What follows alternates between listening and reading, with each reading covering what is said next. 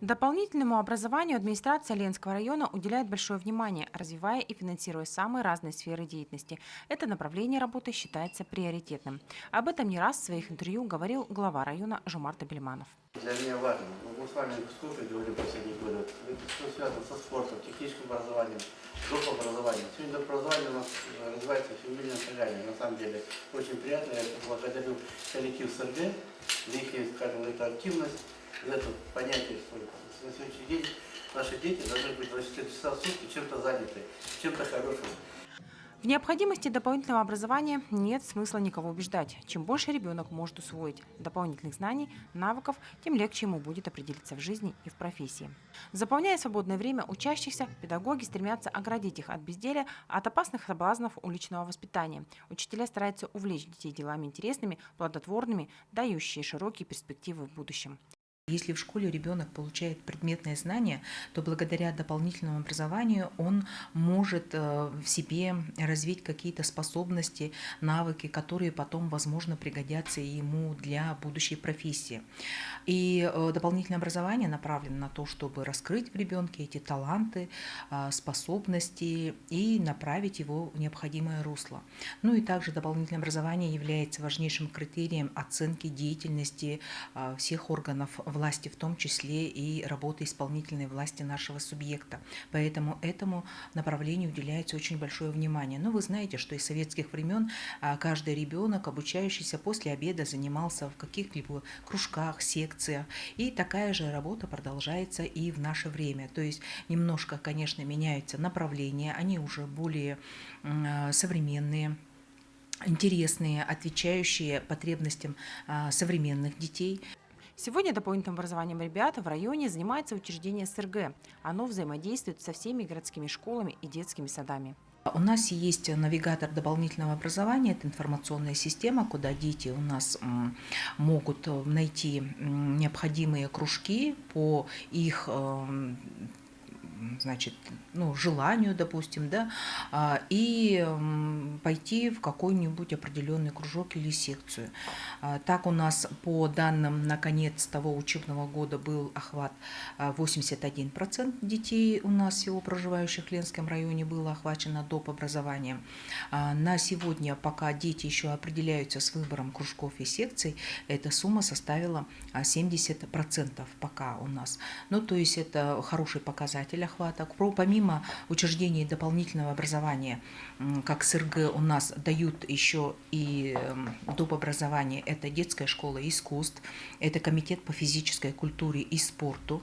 И также в школах и в садах реализуются свои дополнительные общеразвивающие программы.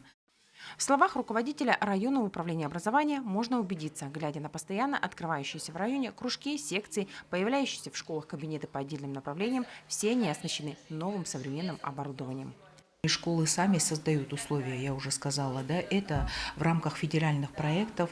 Наши школы все участвуют в этих проектах федеральных образования. Так у нас есть в районе 11 точек роста. Мы с 2019 года участвуем. Это в школе села Нюя и Бичинча впервые были открыты точки роста в 2019 году. Далее в данный проект вошли уже вторая школа, Пеледуй, 4-я школа, Талон, Натура. В 2022 году у нас вошли 1-я школа, 5-я, Дорожный и Мурья. Получают квадрокоптеры, получают робототехнику, получают цифровые лаборатории по предметам естественно-научной направленности. То есть это определенное брендированное помещение, где дети могут реализовать свои возможности, свои, допустим, какие-то цифровые навыки, да, углубленно более изучать эти предметы, которые уже назвала, да, естественно-научной направленности. Последняя точка роста открылась в 4-й городской школе. Проводить исследования не только окружающей среды, но и организма человека теперь могут и ее учащиеся. Здесь в рамках федерального проекта «Точка роста» закуплено оборудование для классов химии, физики и биологии. Теперь 4-я школа тоже может похвастаться редкими цифровыми лабораториями по биологии, экологии и нейротехнологии. У учащихся будет такая возможность регистрировать, обрабатывать и анализировать биосигналы человека. Это мышечная активность, как работает наше сердце, пульс, электрокардиограмма, электроэнцефалограмма. Также ученики смогут исследовать фотосинтез растений и проводить анализ почвы по биологии, устанавливать уровень шума, влажности, освещенности территории, мутность воды и другое. А на уроках химии с помощью реактивов ставить опыты. Вот именно в кабинете химии «Точка роста» идет цель на развитие практических умений, навыков, самостоятельной экспериментальной, исследовательской деятельности. Предполагается проведение внеурочной деятельности в 9 классе и в 8. Дети с удовольствием посещают уроки в обновленных кабинетах. Новое оборудование в кабинетах и, в принципе, ремонт очень помогают лучше узнавать темы. И, в принципе, лабораторная работа стала проводить гораздо удобнее с новым оборудованием. Ну а в кабинете физики теперь можно без проблем определить температурный коэффициент сопротивления металлов, изучить движение связанных тел, отследить движение заряженной частицы в электронном поле. Кабинеты с таким современным оснащением не только способствуют более углубленному изучению естественных наук, но помогут ученикам выбрать будущую профессию. Буквально на днях в Ленске открылась столярная мастерская у папы Карла. Она будет работать на базе станции юных натуралистов. Здесь под новый кружок был отведен самый просторный кабинет, который разделен на 2 учебные зоны для теоретической работы и практической. Мастерская оборудована новым современным ручным и электроинструментом. У нас, есть токарный станок, фрезеровальный, 3D-принтер. То есть ребята будут учиться еще и конструировать, в программах работать, моделировать. Есть еще оборудование для обучения ребят технологии переноса изображения на футболки, толстовки, кепки. Им это тоже достаточно интересно. Какие-то кружки, сувениры могут сами здесь попробовать сделать макет, дизайн и перенести изображение. Кружок столярного дела открылся благодаря национальному проекту образования. Мы очень рады, что нам удалось войти в федеральный проект «Успех каждого ребенка» нацпроекта образования по открытию новых мест дополнительного образования. Из федерального бюджета мы получили субсидию в размере 1 миллион 175 тысяч. Также у нас было софинансирование из местного бюджета, это 500 000 рублей. Планируем охватить около 80 детей и в том числе уделить внимание подросткам, состоящим на профилактическом учете КДН, ПДН. Педагог Николай Погудин рассказал, что обучаться столярному делу будут ребята с 8 до 17 лет. Группы уже набраны полностью. Интерес у школьников к новому кружку появился с первых дней его работы. Ребята уже ознакомились с новым оборудованием. Многие изготовили первые изделия из дерева. Мне очень понравилось тут что-то пилить, что-то мастерить. Там мы начали уже проект делать, вешалку начали делать. Мы уже почти ее доделали, осталось выпилить декорации.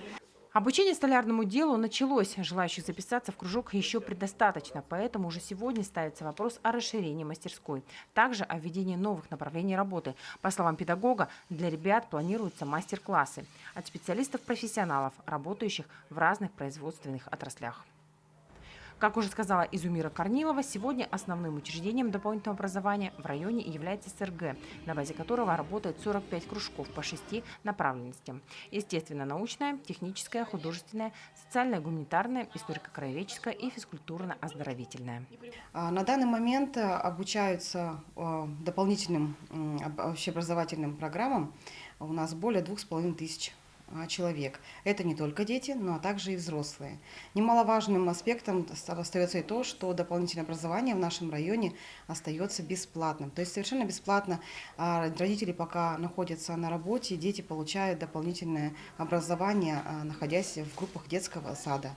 Также дети в общеобразовательных учреждениях, они после уроков 2 раза в неделю могут заняться любимым делом, это шахматами и робототехникой, например, в школе номер 2. Если сейчас посчитать не только детей с 5 до 18 лет, но также до 5 и после 18 всех взрослых, то у нас около более 2500 человек. Самыми популярными направлениями остаются художественная, вокальная, а также современная хореография. У нас самое популярное, это уже 2-й год идет студия гитары, где преподает замечательный педагог, талантливый педагог Евгений Комарицын. Он ведет свои занятия не только для детей, но и для взрослых. Очень популярная. Изо-студия «Акварель», которая является участником, победителем многих республиканских, российских, а также международных фестивалей и конкурсов. Английский язык, уже мы идем несколько лет подряд, уже к концу, наверное, мая начала сентября у нас полный набор. Самые масштабные ансамбли расположились в Доме культуры и юности. Это здание более просторное, с большим концертным залом и танцевальными классами. Релиз, восточные танцы. Ну и самым таким популярным, наверное, уже второй год подряд является азбука интернета. Это для возраста 60+, пенсионный возраст, где все наши обучающиеся преклонного возраста могут научиться азам интернета, смогут они по истечении программы зарегистрироваться в госуслугах и также пользоваться компьютером наравне со своими внуками, детьми. Ученики пожилого возраста компьютерного класса знакомятся с элементарными навыками, как включить и выключить ноутбук. Чтобы у нас файлы все разбросаны по рабочему столу не были, чтобы у нас каши, мусора не появилось лишнего на рабочем столе, мы делаем отдельную папку. Преподаватель Михаил Бродников доступно доносит до каждого учебный материал. За 4 месяца ученики должны полностью освоить работу на компьютере, пока все успешно справляются. Они очень сильно радуются каждому нашему занятию, приходят буквально с восторженным настроением, уходят еще с лучшим настроением. И каждое занятие для них как будто новый шаг в будущее. Человек, уже будучи грамотным, уже проживший, набравший опыта жизненного, человеку все равно немножко сложнее принимать что-то новое. Группы набираются довольно быстро, посещают занятия учащиеся без пропусков и с удовольствием. Хочу идти в ногу со временем, хочу оставаться более молодой, то есть не допускать себе старость. Сейчас все практически связано с компьютером, и это огромная помощь именно и для себя, и для работы. Учащиеся отмечают, что за долгие годы впервые появилась такая возможность получить навыки работы с компьютером. Ранее в Ленске подобных курсов не было. В таком возрасте учиться всегда интересно, нравится занятия наши. Большое, конечно, хочу сказать спасибо. И вообще все мы хотим сказать спасибо. При этом обучение производится на бесплатной основе, как и все занятия Центра дополнительного образования СРГ для детей и взрослых. Ежегодно Центр дополнительного образования СРГ открывает новые кружки. Так, в этом году, как мы уже сказали выше, заработала столярная мастерская. Уже второй год на базе станции юных натуралистов ведутся адаптивные курсы подготовки к школе. В следующем месяце планируется начало проведения онлайн-курсов по проектной деятельности для учеников начальной школы.